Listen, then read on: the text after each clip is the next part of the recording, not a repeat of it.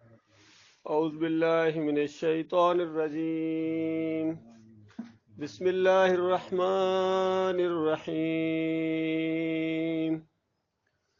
یا ایہا الناس اعبدوا ربکم الذی خلقکم والذین من قبلکم لعلکم تتقون الذي جعل لكم الأرض فراشا والسماء بناء وأنزل من السماء ماء فأخرج به من الثمرات رزقا لكم فلا تجعلوا لله أندادا وأنتم تعلمون وإن كنتم في ريب مما نزلنا على عبدنا فأتوا بسورة من مثله وَادْعُوا شُهَدَاءَكُم مِّن دُونِ اللَّهِ إِن كُنتُمْ صَادِقِينَ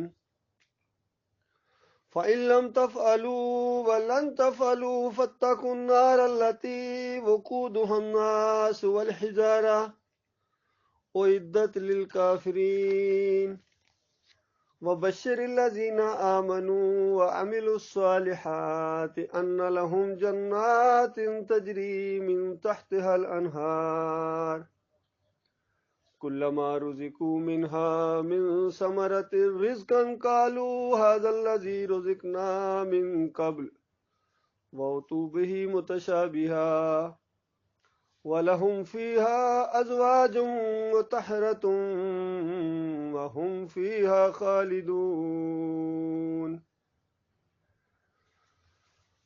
یہ سورہ البقرہ کا دوسرا رکوع ہے۔ یہ ایک مضمون ہے، یہ نبی صلی اللہ علیہ وآلہ وسلم نے مکہ کے اندر 13 سال زندگی بسر کی، اور 13 سال کے بعد مکہ سے ان کو نکال دیا گیا کہ نکلو ادھر سے، تم اس علاقے میں نہیں رہ سکتے ہو۔ اور جو بھی محمد صلی اللہ علیہ وآلہ وسلم کی بات مانتا تھا اس کے ساتھ بھی یہی معاملہ ہے کہ تم بھی نکلو۔ جو نہیں مانتا تھا وہ ان کا دوست ہے، وہ ان کا بھائی ہے، وہ ان کا ساتھی ہے، وہ ان کا رشتہ دار ہے، لیکن جو محمد صلی اللہ علیہ وسلم کی بات مانتا ہے وہ چاہے ان کا رشتہ دار ہی کیوں نہیں ہے، اب وہ ان کا دشمن بن جاتا ہے اور کہتے ہیں تم بھی نکلو۔ آپ غور کریں اس بات کے اوپر، صرف اسی بات پر آپ غور کریں گے تو آپ وہ بات سمجھ جائیں گے جو میں یہاں آج کہنے آیا ہوں آپ کو، کہ مکہ کے اندر گدھے رہ سکتے ہیں، گھوڑے رہ سکتے ہیں، خچر رہ سکتے ہیں، بلیاں رہ سکتی ہیں، اونٹ رہ سکتے ہیں، حتیٰ کہ کتے بھی لوگوں نے رکھے ہوئے تھے وہ بھی رہ سکتے ہیں، لیکن نہیں رہ سکتے ہیں تو محمد رسول اللہ نہیں رہ سکتے۔ اور جو بھی ان کا ساتھ دے گا، جو بھی کہے گا میں بھی یہ بات مانتا ہوں، جو بھی ان کی باتوں میں آ جائے گا وہ بھی نہیں رہ سکتا یہاں سے، وہ بھی نکلے ادھر سے، یہاں سے اس کو نکال دیں گے۔ اگر کوئی ذرا نیچے خاندان والا ہے، آپ جانتے ہیں جس طرح خاندانوں کے اندر یہ دنیا میں ہوتے ہیں، مراتب ہوتے ہیں، کوئی ذرا نیچے خاندان کے ساتھ تعلق، یہ ماحول بنا ہوا ہے انسانوں کا، اور یہ اسی وجہ سے ہے کہ تبھی ایک دوسرے سے کام لیتے ہیں۔ اللہ تعالیٰ نے یہ قرآن کے اندر بات بیان کی ہے کہ تم میں جو ہم نے درجات بنائے ہیں نا، کسی کو امیر بنا دیا، کسی کو غریب بنا دیا، کسی کو درمیانہ بنا دیا، کسی کو چودھری بنا دیا، کسی کو سردار بنا دیا، بڑا خان بنا دیا، کسی کو ذرا کم بنا دیا۔ یہ کیوں ہے؟ اللہ تعالیٰ خود کہتا ہے کہ یہ ہم نے اس لیے بنائے ہیں کہ تاکہ تم ایک دوسرے سے کام لے سکو، دنیا میں یہ سسٹم چلے گا، ورنہ آپ خود سوچیں اگر یہ معاملہ نہ ہوتا تو یہ سسٹم چل ہی نہیں سکتا تھا۔ سارے کے سارے میسن ہوتے، بتاؤ مزدوری کون کرے گا؟ سارے کے سارے انجینئر ہوں تو کون بلڈنگ کو کھڑا کرے گا؟ سوچو ذرا، نہیں کھڑی ہو سکتی، کبھی بھی نہیں کھڑی ہو سکتی۔ سارے کے سارے شیخ بن جائیں تو بتاؤ یہ نیچے کون ہوٹل کون چلائے گا، روڈیں کون بنائے گا؟ کوئی بھی نہیں بنائے گا، یہ چل ہی نہیں سکتا نظام۔ تو وہ بنانے والا بڑا حکیم ہے، وہ جانتا ہے، اور ساتھ ہی اس نے بتا دیا کہ اس سسٹم کو سمجھنے کی کوشش کرو، اس مسئلے کو سمجھنے کی کوشش کرو۔ اگر تم عام مزدور ہو اور میرے فرما بردار ہو تو یہ چند گھنٹوں، چند مہینوں، چند سالوں کا معاملہ ہے، اور ایک بڑا بادشاہ ہے، بڑا شیخ ہے، لیکن میرا فرما بردار نہیں ہے، تو اس کی لمبی گاڑی کو نہیں دیکھنا آپ نے، پھر اس کی پھر کار کو نہیں دیکھنا آپ نے، اس کے بڑے بنگلے کو نہیں دیکھنا آپ نے، اس کا انجام بھی دیکھنا ہے کہ وہ جائے گا کہاں. بتاؤ اللہ کے بندو میرے پیارے بھائیو، آج اگر کسی کو کہا جائے کہ ہم تمہیں اس ملک کا بادشاہ بنائیں گے، 50 سال تم بادشاہی کرو گے اور 50 سال کے بعد تمہیں آگ میں پھینکا جائے گا، بتاؤ کون تیار ہوگا بادشاہ بننے کے لیے؟ کوئی بھی کہے گا میں نہیں مانتا ہوں، 50 سال کے بعد مجھے آگ میں پھینکو گے. اس کو ٹھیک ہے، نہیں پورا نہیں پھینکیں گے، صرف گھٹنوں تک پھینکیں گے تمہیں. اس کے بعد جو تمہارے 60 سال یا 10 سال باقی زندگی ہے وہ تم آگ میں رہو گے، تمہارے گھٹنے تک آگ ہوگی، ٹخنے تک ہوگی. وہ نہیں مانے گا. اسی طریقے سے اگر کسی دوسرے بندے کو کہا جائے کہ 20 سال تم مزدوری کرو، کوئی بات نہیں، 20 سال سخت مزدوری ہے، کبھی کام ملے گا کبھی نہیں ملے گا، لیکن 20 سال بعد تمہیں بحرین کا بادشاہ بنایا جائے گا، 20 سال بعد تمہیں پاکستان کا پرائم منسٹر بنایا جائے گا، اور کبھی پھر دوبارہ الیکشن نہیں ہوگے، تم ہی رہو گے ہمیشہ پوری زندگی، صرف 20 سال مزدوری کرنی ہے. تو بتاؤ کون نہیں تیار ہو جائے گا؟ نواز شریف بھی تیار ہو جائے گا، وہ کہے گا کوئی بات، 20 سال کے بعد پھر پرماننٹ میں بادشاہ ہوں. عمران خان بھی تیار ہو جائے گا، فضل الرحمان بھی تیار ہو جائے گا، سارے تیار ہو جائیں گے. تو 20 سال کا مسئلہ یار کوئی مسئلہ نہیں، پھر جدی پوچھتی ہماری بادشاہی ہوگی. اگر کسی کو، یہ میں مثال دے رہا ہوں آپ کو سمجھانے کے لیے، اللہ جانتا ہے قرآن کا یہ مضمون ہے، میں آپ کو بتا رہا ہوں. جو میں اپنے الفاظ میں کئی چیزیں آپ کو سمجھاتا ہوں، یہ بالکل قرآن کا معنی اور مفہوم میں آپ کے سامنے رکھ رہا ہوں، جو اللہ نے اپنے بندوں سے مطالبہ کیا ہے، یہی مطالبہ کیا. اور یہی بات جب جس کی سمجھ میں آ جاتی تھی نا کہ محمد رسول اللہ یہ بات کہہ رہے ہیں، اور ساتھ یہ بھی کہہ رہے ہیں کہ بڑے بڑے سردار ہو تم سمجھتے ہو میری بات مانو گے تو تمہاری سرداری چلی جائے گی، اور نہیں جائے گی. ان کو بتایا گیا، سرداروں کو بھی بتایا گیا، یہ نہیں کہا گیا میری بات مانو گے تو تم مزدور بن جاؤ گے، ایسا نہیں. ان کو کہا گیا تمہاری سرداری قائم رہے گی، بلکہ یہ تو بہت چھوٹی سی سرداری ہے مکے کی، تم میری بات مان لو تو تمہیں پورا عرب تمہارے نیچے آ جائے گا، پورے عرب کی سرداری تمہیں ملے گی. اور عرب کے علاوہ جو دوسرا علاقہ ہے، یعنی ایران ہے، ہندوستان ہے، افغانستان ہے، عرب کے علاوہ وہ بھی تمہارے نیچے آ جائیں گے، تم ان کے بھی سردار بن جاؤ گے. تو ابو جہل نے ایک موقع کے اوپر کہا کہ محمد بن عبداللہ آپ ایک بات کہتے ہیں، ایک بات میری مان لو تو یہ اتنا کچھ مل جائے گا، تو میں تیری 10 باتیں ماننے کے لیے تیار ہوں، 10 باتیں تیری ماننے کے لیے تیار ہوں. بتاؤ وہ کون سی بات ہے کہ جس کی وجہ سے مکہ کیا پورے عرب کی سرداری ملتی ہے، پوری دنیا کی سرداری ملتی ہے، مجھے وہ بات بتاؤ. تو محمد رسول اللہ صلی اللہ علیہ وآلہ وسلم نے کہا کہ چچا رشتے میں تھوڑے لگتے جی، چچا 10 کی چھوڑو بات، ایک ہی مان لو میری بات، کیونکہ میری بات ایک ہی ہے، تم میری صرف ایک بات مان لو، دیکھنا سارے مسائل تمہارے حل ہو جائیں گے. میں کہا کون سی بات ہے؟ محمد رسول اللہ صلی اللہ علیہ وآلہ وسلم نے فرمایا بل قولوا لا الہ الا اللہ تفلحوا، بس میری یہ بات ہے، اس کے علاوہ میری کوئی بات نہیں ہے. اتنی بات مان لو کہ لا الہ الا اللہ، کہ اللہ کے علاوہ کوئی الہ نہیں.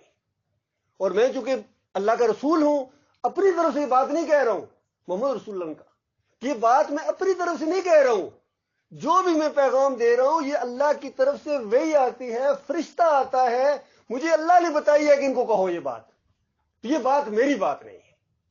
یہ بات مانو گے تو میری بات نہیں تم نے مانی، یہ بات مانو گے گویا تم نے اللہ کی بات مانی ہے، اپنے رب کی بات مانی جس نے اس پوری کائنات کو بنایا ہے. اور ساتھ یہ بھی سن لو کہ یہ نہیں ہے کہ مانے یا نہ مانے، کہ نہ مانی تو اس کے بعد سنو دنیا میں بھی تمہیں ذلیل و خوار کیا جائے گا، اور مرنے کے بعد تمہیں وہ آگ لگے گی بجھائے نہ بجھے گی. یہ پیغام ہے سادہ، یہی پیغام ہے. یقین کرو قرآن کا نچوڑ میں نے آپ کو بتا دیا میرے پیارے بھائیوں. اگر کسی نے نہیں پڑھا ہوا ہے، نہیں پڑھنا اس کو آتا ہے، میں نے آپ کو قرآن کا نچوڑ بتا دیا ہے، قرآن کا خلاصہ بتا دیا ہے، قرآن کا پورا جو اس کا دعوت ہے وہ میں نے آپ کو بتا دی ہے. پورے قرآن کی، پورے نبی علیہ السلام کی زندگی کی، صحابہ اکرام کی پوری زندگیوں کا خلاصہ یہ ہے، نقطہ یہ ہے جس کے گرد پورا اسلام گھومتا ہے، وہ یہ نقطہ ہے کہ اللہ کے علاوہ کوئی تمہارا معبود نہیں ہے، بس. اور محمد رسول اللہ، محمد صلی اللہ علیہ وسلم سچے رسول ہیں، سچی بات انہوں نے کہی ہے، جھوٹی بات نہیں کہی ہے انہوں نے، سچی بات انہوں نے کہی ہے.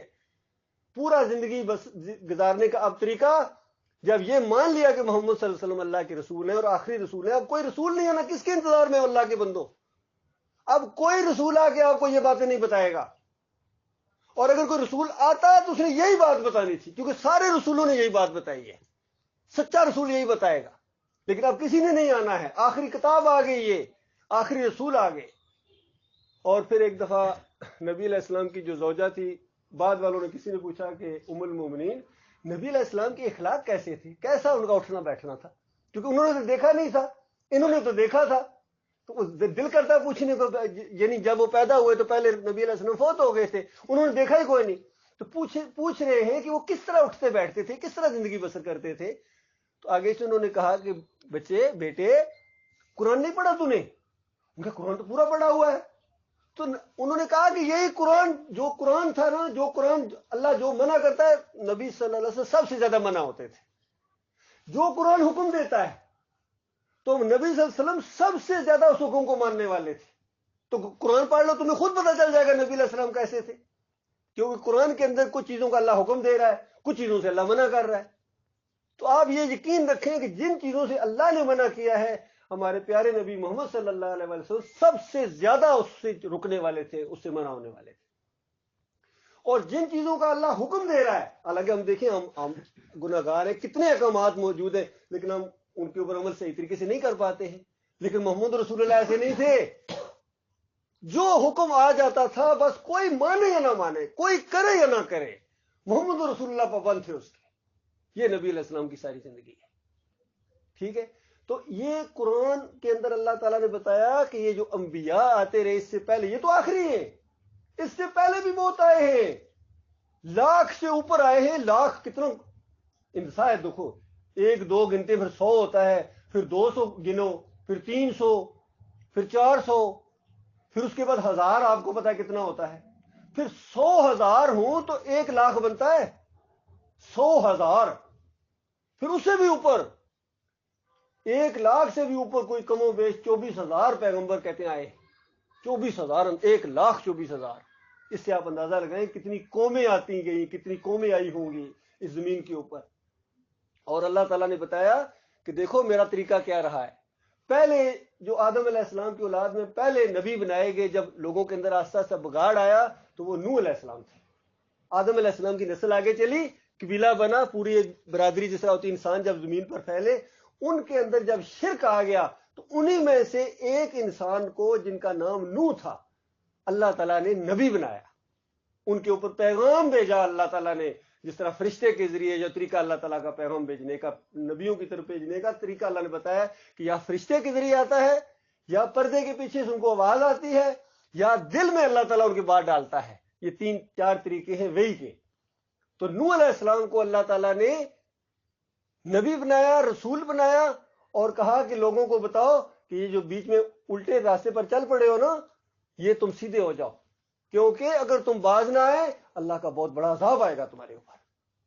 اور وہ ان کا جرم کیا تھا، وہ جرم بھی قرآن کے اندر لکھا ہوا ہے. ورنہ میں کیا پتا چلتا، بتائیے میرے پیارے بھائی، نہ میں وہاں موجود تھا نہ آپ وہاں موجود تھے کہ اگر میں بتاؤں آپ کہیں نہیں نہیں ایسا نہیں، ایسا ہوا تھا، آپ تو وہاں تھے نہیں، میں بھی وہاں کوئی نہیں تھا.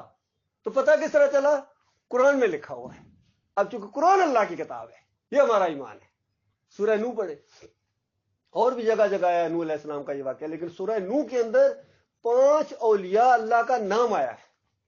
نیک لوگ تھے جو، یعنی نوح علیہ السلام سے تھوڑے سے پہلے آدم علیہ السلام کی اولاد میں سے جو نیک لوگ تھے نا، جب وہ فوت ہو گئے تو لوگ ان کی قبروں کے اوپر وہی کچھ کرنا شروع ہو گئے جو آج ہماری قوم کر رہی ہے. یقین کرو، سمجھو بالکل وہی نقشہ پیدا ہو گیا. اور نوح علیہ السلام ان کو منع کرتے تھے، دیکھو نہ کرو نہ کرو، یہ نیک لوگ تھے، ان کے طریقے پر چلو. یہ اللہ کو پکارتے تھے، تم بھی اللہ کو پکارو. یہ اللہ کے سامنے جھکتے تھے، تم بھی اللہ کے سامنے جھکو. یہ جھوٹ نہیں بولتے تھے، تم بھی جھوٹ نہ بولو. اچھے انسان بن جاؤ تو ان کے طریقے پر چلو. تم نے یہ کیا غضب کیا؟ تم نے انہیں کو پوجنا پکارنا شروع کر دیا، ان کے سامنے رکوع کرنے شروع کر دیے، سجدے کرنے شروع کر دیے. یہ سب کچھ جو کچھ کرتے ہو یہ ان کی عبادت ہے. اور اللہ تمہارا رب منع کرتا ہے نوح علیہ السلام نے اس انداز سے کہ میرا رب تمہیں کہتا ہے میں اللہ کا رسول ہوں، میری بات مان لو، میرے طریقے پر چلو. دیکھو میں کوئی ان کو پکارتا ہوں؟ میں تو اللہ کو پکارتا ہوں، میں تو اللہ کے سامنے جھکتا ہوں، تمہیں کر کے دکھا رہا ہوں، اور تم اس راستے پر چلو، تم اللہ کے عذاب سے بچ جاؤ گے. اور اس دور میں اللہ تعالیٰ نے عمریں زیادہ رکھی تھی. اللہ کا ایک طریقہ، آہستہ آہستہ عمریں کم ہوتی چلی جا رہی ہیں. اس دور میں 950 سال اندازہ لگائیے. غور کرو ذرا، تھوڑا سا یہ رک کے غور کرو. 9 سال کتنے ہوتے ہیں، پھر 100 سال کتنا ہوتا ہے، پھر 200 سال کتنا ہوتا ہے. تو اس طرح 900 سال، 50 سال اور اوپر، 950 سال. اور قرآن کے اندر لکھا ہوا ہے کہ نوح علیہ السلام کہتے ہیں میں نے صبح شام اپنی قوم کو پکارا. یہ کوئی 6 مہینے بعد کی پروگرام نہیں ہوتا تھا وہاں. نوح علیہ السلام صبح بھی جا کے بازار میں کھڑے ہو جاتے تھے, تقریر کرتے تھے, لوگوں شرک نہ کرو, اللہ کے ساتھ کسی کو نہ پکارو. اور شام کو جاتے تھے, پھر جب لوگ گھوم رہے ہوتے پھر بھی وہاں شام کو بھی جا کے کہتے تھے, صبح بھی جاتے تھے, شام کو بھی جاتے تھے. اور غور کرو میرے پیارے بھائیوں, 950 سال کی دعوت کا نتیجہ یہ نکلا ہے کہ صرف کشتی میں بیٹھنے کے لوگ قابل ہوئے, کشتی. اور پھر اللہ نے آخری دور میں جب کہا نوح ختم, اب کوئی نہیں آئے گا, ختم, اب کشتی بنا. جب کشتی بنائی تو کیسی کیسی باتیں سننا پڑی ہے. دیکھو پاگل ہو گیا, ہم تو کہتے پہلے ہی کہتے تھے پاگل ہو گیا, پہاڑوں میں کشتیاں چلائے گا. غور کرو, کشتی بن رہی, پہاڑ ہے نہ, دریا بھی کوئی نہیں یہاں, تو یہ پہاڑی علاقہ ہے اور اس میں نوح صاحب کشتی چلائیں گے. جی بتاؤ کتنے ہنستے ہوں گے, کتنا مذاق اڑاتے ہوں گے. لیکن ادھر یقین آزمایا جا رہا ہے. انہوں نے کہا کوئی بات نہیں, تم ہم پر ہنس رہے ہو, گویا ہم تمہارے اوپر ہنس رہے ہیں کہ کل تمہارے ساتھ کیا ہونے والا ہے, اللہ کا عذاب آنے والا ہے پانی کی شکل میں, اور تمہیں پرواہ کوئی نہیں ہے. اور جب اللہ کا عذاب آئے گا تو وہ فیصلہ ہوگا ایمان کے اوپر, وہاں رشتہ داری کی بنیاد کے اوپر فیصلہ نہیں ہوگا. اور پھر جب عذاب آیا تو اللہ تعالیٰ کا فیصلہ جب آیا تو بیٹا نہیں بیٹھ سکتا ہے کشتی میں. یہاں دیکھو, وہاں بھی یہی معاملہ ہے. یہاں جس طرح پہلے میں نے بتایا مکہ میں محمد رسول اللہ آپ کے ساتھی نہیں رہ سکتے ہیں, ان کو نکالو. اور وہاں کیا معاملہ ہوا تھا کہ اس کشتی کے اندر کتا تو بیٹھ سکتا ہے, ہر چیز کا ایک جوڑا وہاں بٹھایا گیا.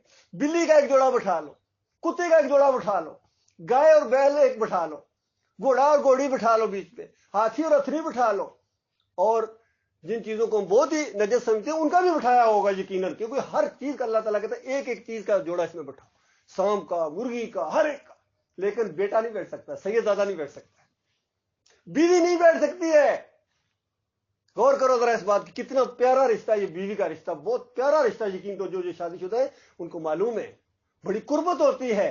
بھائی آپ کو اتنا نہیں جانتا جتنی بیوی آپ کو جانتی, ماں آپ کو اتنا نہیں جانتا, کتنی باتیں اپنی ماں کو آپ نہیں بتا سکتے جتنی بیوی کو بتانی پڑتی, باپ کو نہیں آپ بتا سکتے ہیں.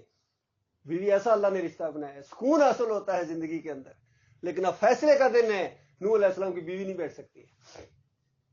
اللہ کے بندے, اللہ کے بندوں, میرے پیارے بھائیوں, اس سے پہلے جب اللہ تعالیٰ نے کہا نا نوح علیہ السلام کو, یہ قرآن میں بات لکھی ہوئی ہے, اے نوح کشتی بناؤ, میں تیرے اہل و عیال کو بچا لوں گا. یہ اللہ نے ایک وعدہ کیا تھا, تیرے اہل و عیال کو بچا لوں گا.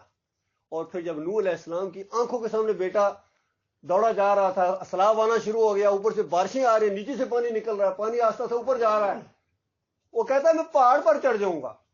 نوح علیہ السلام کہتے ہیں آج پہاڑ نہیں بچائے گا, آج پہاڑ ڈوبیں گے, اور آج وہ بچے گا الا من رحم اللہ, جس پر اللہ رحم کرے گا وہ بچے گا. اور آج فیصلہ ہے, فیصلے کا دن ہے, آج رحم صرف مومنوں پر ہوگا, آج مشرک پر رحم نہیں ہوگا. شرک کرنے والوں پر اللہ نے اپنی رحمت کو حرام قرار دے دیا. انہ من یشرک باللہ فقد حرم اللہ علیہ الجنہ, جس پر اللہ تعالیٰ فرماتا ہے جس نے اللہ کے ساتھ شرک کیا, اپنا رحم اس کے اوپر میں نے حرام قرار دے دیا. ومأواہ النار, اس کا ٹھکانہ آگ ہوگا. وما للظالمین من انصار, وہاں ظالموں کا کوئی مددگار نہیں ہوگا. اور پھر جب نوح علیہ السلام نے دیکھا بیٹا دوڑا جا رہا ہے, ایک بڑی موج آئی, پہاڑ جتنی موج آئی, اور بیٹا ڈوب گیا. آنکھوں کے سامنے ڈبویا, اندازہ لگاؤ, غور کرو اس بات, اللہ کی بات, ایک ایک بات کے اوپر غور کرو. یہ بھی تو ہو سکتا تھا بیٹا کوئی نظر ہی کوئی نہیں آ رہا, کہیں دوسری جگہ ڈوب گیا, یہ بھی تو ہو سکتا تھا, یہ نہیں ہو سکتا تھا. اللہ اس بات پر قادر تھا یا نہیں قادر تھا؟ اللہ نے آنکھوں کے سامنے ڈبویا ہے کہ کوئی میرے فیصلے کو بدلی کرنے والا نہیں, مجھے کسی کی پرواہ نہیں ہے. وہ بے نیاز ذات ہے, جو اس کو مانے گا اس سے وہ محبت کرتا ہے, اور جو اس کو نہیں مانے گا, اس کے ساتھ شرک کرے گا, وہ اس کو دنیا میں بھی ذلیل و خوار کرے گا اور آخرت میں بھی ذلیل و خوار کرے گا, چاہے وہ پیغمبر کا باپ ہے, چاہے وہ پیغمبر کا بیٹا ہے, چاہے وہ پیغمبر کی بیوی ہے, کیونکہ فیصلہ ایمان کے اوپر ہوگا. یہ معاملہ میرے بھائی تفصیل کے ساتھ میں ایک قوم کا واقعہ آپ کو بتایا ہے, یہ بتانے کے لیے کہ سلسلہ کیسے چلا ہے کہ وہ جو کشتی میں بیٹھے تھے لوگ, وہ بچے, باقی سارے مشرک مار دیے گئے. اور ایک ایک جوڑا جو اللہ نے بچایا تھا وہاں بٹھانے کے لیے, باقی جانوروں کو بھی اللہ تعالیٰ نے رگڑ دیا. کوئی کسی چیز کی, اللہ کا غصہ جب آتا ہے اس طریقے سے, پھر کسی چیز کے اللہ پر, پھر ان جانوروں کی نسل آگے چلی ہے, پھر ان انسانوں کی نسل آگے چلی ہے جو کشتی میں بیٹھے تھے. کسی مشرک کی نسل آگے نہیں چلی, کسی کافر کی نسل آگے نہیں چلی ہے.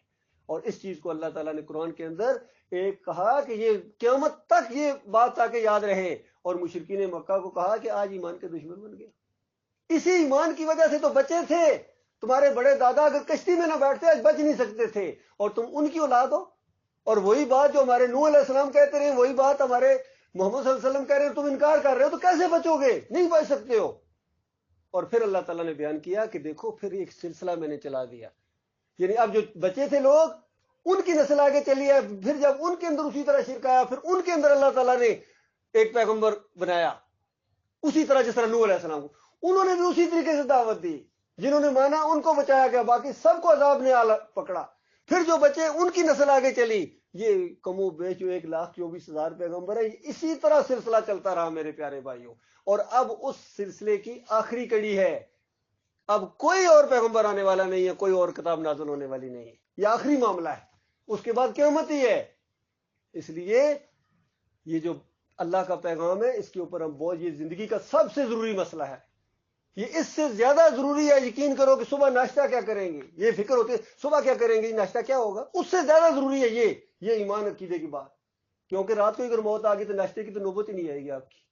اگر یہ بات مانے بغیر آپ کی موت آ گئی تو آپ تو فارغ ہو گئے، ختم ہو گئے، پھر تو آپ جنت نہیں جا سکیں گے، کیونکہ یہ فیصلے کا مسئلہ ہے کہ اللہ کی طرف ہے یا اللہ کے خلاف جو ہے ابلیس ہے، شیطانی چیزیں، کیونکہ ایک ایمان کی بات ہے، ایمان کے ساتھ مقابلے میں جو بھی چیزیں ہیں سب شیطانی چیزیں ہیں۔ ایک اللہ کی پارٹی ہے، باقی ساری شیطان کی دنیا میں پارٹیاں ہیں، جتنی بھی پارٹیاں ساری شیطان کی پارٹیاں ہیں، صرف ایک اللہ کی پارٹی ہے، اور چاہے تعداد اس کی 3 ہے، 4 ہے، 4,000 ہے، 5,000 ہے، 4 لاکھ ہے، جتنی بھی ہے، جو بھی اللہ کی بات کو مانتے ہیں وہ اللہ کی پارٹی ہے۔ اللہ تعداد نہیں دیکھتا ہے، اللہ نے ایمان عقیدہ دیکھنا ہے۔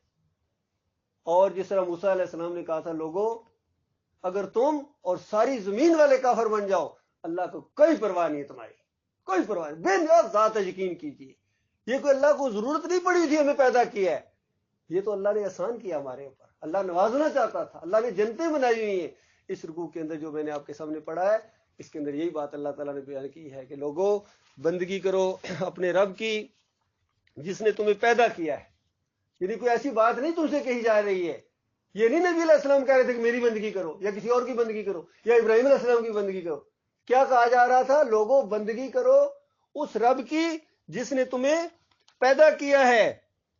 اور یہ دیکھیے یہاں سے کہ جس اللہ نے تمہیں پیدا کیا ہے اور تم سے پہلے تمہارے آباء و اجداد کو بھی پیدا کیا ہے، یا ایھا الناس اعبدوا ربکم الذی خلقکم، اس اللہ کی بندگی کرو جس نے تمہیں پیدا کیا ہے، والذین من قبلکم۔ دیکھو عربی الحمدللہ ہماری زبان سے تھوڑی بہت کچھ اندازہ ہمیں ہو جاتا ہے، کہ جس کو نہیں بھی آتی وہ بھی سمجھ جائے گا، قبل کا مطلب پیچھے، پہلے، آباء و اجداد سمجھ آ رہی تھوڑی بہت، من قبلکم تم سے پہلے لوگوں کو، لعلکم تتقون تاکہ تمہاری جان بچے، اس کے بغیر جان چھوٹنے والی نہیں ہے، اللہ کی بندگی کے بغیر جان چھوٹنے والی نہیں ہے۔ اللہ کی بندگی، اللہ کی فرمانبرداری، اللہ کی غلامی۔ آپ غلام سمجھتے ہیں؟ غلام کیا ہوتا ہے؟ یہ بالکل اشاروں پر چلنے والا ہوتا ہے۔ غلام سے بھی اگلا درجہ ہے جس کو کہتے ہیں عبد، بندہ، بندگی کرنے والا، اللہ کے حکم کے اشاروں کے اوپر چلو، اپنے مالک کے ساتھ کسی اور کی فرمانبرداری مت کرنا۔ اس کی دنیاوی لحاظ سے مثال دیکھیے، اگر کوئی بندہ اتنی بات کہہ دے میرے 2 ابا ہیں، تو بتاؤ ابا کتنے مارے گا، کتنا سخت اسے ہوگا، ماں اسی وقت مارنا شروع کر دے گی۔ تو اللہ جو ان کا رب ہے، جو پیدا کرنے والا ہے غیرت کا، کتنا غیرتی رب ہے۔ ہمارے انسانوں کے اندر کتنے غیرتی ہوتے ہیں، کسی میں ذرا کم ہوتی ہے، کسی میں ذرا زیادہ ہوتی ہے، غیرت کے نام پر قتل ہو جاتے ہیں۔ وہ اللہ جو غیرت کا خالق ہے، وہ کتنا غیرتی ہے بتائیے، کبھی سوچا آپ نے؟ وہ اس چیز کو برداشت نہیں کرتا کہ میرے علاوہ کسی اور کے سامنے تم جھکو، کسی اور سے مانگو میری موجودگی میں، جب میرے بندے، جو میں نے تمہارے لیے روزی کا انتظام کرنا ہے، میں نے ذمہ لیا ہوا ہے، جس چیز کا میں نے ذمہ لیا ہوا ہے اس کے بارے میں پریشان، اور جس کا ذمہ کوئی نہیں ہے، جنت کا کوئی ذمہ نہیں، یاد رکھیے، روزی کا ذمہ اس نے لیا ہوا ہے، جنت کا ذمہ کوئی نہیں ہے۔ جنت کے بارے میں فرمایا دونوں راستے بتا دیے، چاہے شکر گزار بنو، چاہے کفران نعمت کرو، کفران نعمت کرو گے جہنم ہے، فرمانبرداری کرو گے جنت ہے، نیک لوگوں کے راستے پر چلو گے جنت ہے، برے لوگوں کے راستے پر چلو گے جہنم ہے۔ دونوں راستے اس قرآن میں اللہ تعالیٰ نے بیان کر دیے، اور آپ ہر نماز میں کیا کہتے ہیں؟ اہدنا الصراط المستقیم، اے اللہ مجھے صراط مستقیم دکھا، سیدھا راستہ دکھا، صراط الذین انعمت علیہم، ان لوگوں کا راستہ دکھا جن کے اوپر تو نے انعام کیے، یعنی آپ ان لوگوں کا راستہ مانگ رہے ہیں، ان لوگوں کے راستے پر میں چلوں گا، یہ وہی چیز ہے جو نوح علیہ السلام کہتے تھے نیک لوگوں کے راستے پر چلو، اور آپ نیک لوگوں کا راستہ مانگ رہے ہیں۔ اس دعا کے جواب میں گویا پورا قرآن اللہ تعالیٰ نے آپ کے سامنے رکھ دیا کہ اچھا نیک لوگوں کے راستے پر چلنا چاہتے ہو، یہ دیکھو میرے نوح علیہ السلام کا یہ راستہ تھا، یہ دیکھو میرے ابراہیم علیہ السلام کا راستہ تھا، یہ اسماعیل علیہ السلام کا اس طریقے سے راستہ تھا، یہ موسیٰ علیہ السلام دیکھو، ایوب علیہ السلام نے بیماری میں کس کو پکارا تھا بتائیے، بیمار ہو گئے کس کو پکار رہے تھے؟ اللہ کو پکار رہے تھے۔ اور پھر ابراہیم علیہ السلام کا بات بتائی کہ بڑھاپے تک اولاد اللہ سے مانگتے رہے۔ پھر اسی طرح زکریا علیہ السلام کے بارے میں بھی آتا ہے بڑھاپے تک اولاد اللہ سے مانگتے رہے۔ اس سے کیا نتیجہ نکلا کہ انبیاء جو ہوتے ہیں وہ لوگوں کو اولاد دینے والے نہیں ہوتے، اولاد اللہ دیتا ہے، بلکہ انبیاء جو ہوتے ہیں وہ اللہ سے اولاد مانگنے والے ہوتے ہیں۔ اسی طرح انبیاء بیماروں کو شفا دینے والے نہیں ہوتے، بلکہ بیماری میں اللہ سے شفا مانگنے والے ہوتے ہیں۔ اس طریقے سے ساری چیزیں یہ بتا دیں، اور بتایا کہ اگر تم اس کے شک میں ہو کہ یہ کتاب جو ہم نے نازل کی ہے اپنے بندے کے اوپر، اگر ذرا سے بھی تمہارے اندر شکوک و شبہات ہے تو اس جیسی کوئی اور کتاب لے کے آؤ، اور اپنے جتنے بھی شریک ہیں جتنے بھی سب کو بلا لو، اس جیسی کتاب ذرا بنا کے لاؤ۔ کتنا بڑا چیلنج ہوا ہے، اس کو آج دن تک کوئی قبول نہیں کر سکتا ہے۔ فرمایا فَإِن لَمْ تَفْعَلُوا، اور اگر تم نہ کر سکو، وَلَن تَفْعَلُوا، ہرگز نہیں کر سکو گے، فَاتَّقُوا النَّارَ الَّتِي وَقُودُهَا النَّاسُ وَالْحِجَارَةُ، اس آگ سے بچو جس کا ایندھن انسان اور پتھر ہوں گے، بڑے بڑے گندک کے پتھر ہوں گے اس آگ جہنم کے اندر، انسان فیول ہوگا۔ جس طرح جب آگ بناتے ہیں تو جس کو کہتے ہیں اس کا فیول، اس کا بالن لکڑی سے آگ جلتی ہے، لکڑی فیول ہے آگ کا، تندور کے اندر لکڑی ڈالتے ہو تو آگ جلتی ہے، تو جہنم کے اندر پتہ ہے کیا ڈالا جائے گا تو آگ جلے گی؟ انسان اس کا فیول ہوگا، اور پھر گندک کے بڑے بڑے پتھر، یہ اس کا فیول ہوگا۔ وَعِدَّتْ لِلْكَافِرِينَ، انکاریوں کے لیے بنائی ہے، مالک فرماتا ہے انکاریوں کے لیے بنائی جو ہماری بات نہ مانے۔ وَبَشِّرِ الَّذِينَ آمَنُوا، اور مومنوں کو خوشخبری سناؤ۔ جس طرح میں نے پہلے بتایا قرآن پورا خوشخبریاں سنانے والا، ڈرانے والا، اور سارے کے سارے انبیاء خوشخبریاں سنانے والے اور ڈرانے والے۔ کس کو ڈرانے والے؟ جو بات نہ مانے۔ خوشخبریاں کس کے لیے ہیں؟ جو بات مان لو، اور بات کیا ہے؟ لا الہ الا اللہ، اللہ کے علاوہ کوئی الہ نہیں۔ دیکھو انبیاء بدلی ہوتے رہے، کتابیں بدلی ہوتی رہی، شریعت بدلی ہوتی رہی، لا الہ الا اللہ نہیں بدلی ہوا ہے۔ کلمے کا پہلا حصہ یہی رہا ہے، انبیاء بدلی ہوتے رہے، کلمے کا دوسرا حصہ بدلی ہوتا رہا۔ آدم علیہ السلام کے دور میں کلمہ لا الہ الا اللہ، آدم رسول اللہ یا جو بھی ہوگا اس دور میں، نوح رسول اللہ، اس کے بعد موسیٰ کلیم اللہ، ابراہیم خلیل اللہ، اس طریقے سے لے کر آخر میں آ کے یہ سارا معاملہ ہوا۔ لیکن لا الہ الا اللہ ادھر ہی رہا۔ یہ اجازت نہیں ہے کہ تم اللہ کے علاوہ کسی اور کے سامنے رکوع کرو، کسی اور کے سجدے کرو، کسی اور کی نظر و نیاز کرو، کسی اور کے اوپر بھروسہ رکھو، توکل رکھو، یہ بدلی نہیں ہوا ہے، یہ ایمان ہے۔ تو بتایا گیا کہ دیکھو وَبَشِّرِ الَّذِينَ آمَنُوا، بشارت دو، خوشخبریاں سناؤ، یعنی خوشخبریاں سنا دو کہ جس بندے کو یہ بات سمجھ میں آ گئی اس کو کہو خوش ہو جاؤ، اب مسئلہ تمہارا بالکل بیڑا پار ہے۔ خوشیاں مناؤ اس بات کے اوپر کہ تم اس مسئلے کو سمجھ گئے، جس کو بھی اللہ تعالیٰ یہ سمجھا دے۔ اور یاد رکھنا یہ مسئلہ کوئی زیادہ پڑھے لکھے ہونے کی وجہ سے نہیں سمجھ میں آتا ہے، یا زیادہ عمر ہو جائے تو سمجھ آ جاتا ہے، یا بڑا شیخ ہے، بڑا خان ہے، اس کو سمجھ آ جائے۔ یہ اللہ کی دین ہے، ایمان ہے، جس کو یہ نقطہ سمجھ آ جائے۔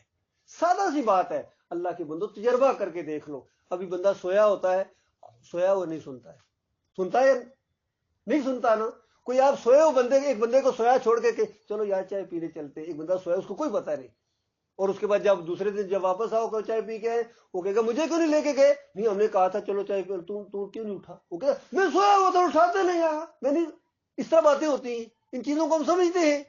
تو سویا ہوا نہیں سنتا تو مرا ہوا کیسے سنے گا؟ آج قوم مرے ہوں کو پکار رہی ہے، چاہے کتنا نیک ہی کیوں نہ آدمی۔ اللہ کے بندو نیک آدمی بھی سویا ہوا نہیں سنتا ہے، تجربہ کر کے دیکھ لو۔ جس کو آپ نیک سمجھتے ہیں وہ سویا ہوا ہوگا نہیں سنے گا۔ تو اس کا مطلب یہ نہیں کہ کسی نیک آدمی کو ہم تو سمجھتے تھے تو بڑا نیک ہے، تو سویا سنتا کوئی نہیں ہے، تو ہم تو سمجھتے تھے تو نیک ہے۔ وہ کہے گا نیک اور سننے کا کیا مسئلہ ہے؟ نیک بھی سوتا ہے، برا آدمی بھی سوتا ہے، اسی طرح نیک بھی مرتا ہے، برا آدمی بھی مرتا ہے۔ تو مرنے کے بعد کوئی نہیں سنتا، یاد رکھیے۔ اور مشکل کشائی آتا ہے تو زندہ نہیں کر سکتا اللہ کے بندو۔ اور انسان جب مرتا ہے آپ نے دیکھا ہوگا اپنے منہ سے مکھیاں نہیں اڑا سکتا ہے، دوسرے اڑاتے ہیں، پھر اوپر چادر ڈالتے ہیں، غسل دیتے ہیں، کندھوں پر اٹھا کے لے کے جاتے ہیں، اور پھر جنازہ پڑھتے ہیں، کیا کہتے ہیں؟ اللہم اغفر لحینا و میتنا، یا اللہ ہمارے زندوں کو معاف کر دے، یعنی جو جنازہ پڑھنے یہاں آئے ہیں ان کو معاف کر یا اللہ، اور وہ شاہدنا و غائبنا، جہاں حاضر ہیں ان کو بھی معاف کر، غائبنا جو غائب ہیں نہیں آ سکے کسی وجہ سے، یا اللہ ان کو بھی معاف کر دے۔ دین اسلام کتنا پیارا دین ہے، دعائیں اللہ سے مانگی جا رہی، ایک میت تو ہی دعاؤں کا دروازہ کھل گیا، یا اللہ معاف کر دے، یا اللہ اس میت کو معاف کر دے، اور یا اللہ ہمیں معاف کر دے، ہماری مردوں کو معاف کر دے، وذکرنا وانصرنا، ہماری عورتوں کو بھی معاف کر دے، چھوٹوں کو معاف کر دے، بڑوں کو معاف کر دے، جو آئے ہیں ان کو معاف کر دے، جو کسی وجہ سے نہیں آ سکے یا اللہ ان کو بھی معاف کر دے۔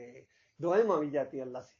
بتاؤ اسی میت کو جب آپ قبر کے اندر رکھتے ہیں، اوپر پڑیاں ڈالتے ہیں، اوپر مٹی ڈالتے ہیں، اوپر جھنڈا سا لگا دو، چادر ڈال دو، میری بابا جی کے آگے، بابا جی کے اللہ کے آگے، بس اب میری نہیں اللہ سنتا ہے، بابا جی کی ٹالتا نہیں ہے جی، یہ ہمارا عقیدہ بنا دیا گیا۔ یہ کس نے عقیدہ بنایا؟ اللہ کے بندو کبھی غور کرو، قرآن کی تو خلاف یہ عقیدہ ہے، نبی علیہ السلام کی تعلیمات کے خلاف یہ عقیدہ ہے، یہ کہاں سے آیا ہے؟ کس نے دیا ہے ہمیں عقیدہ؟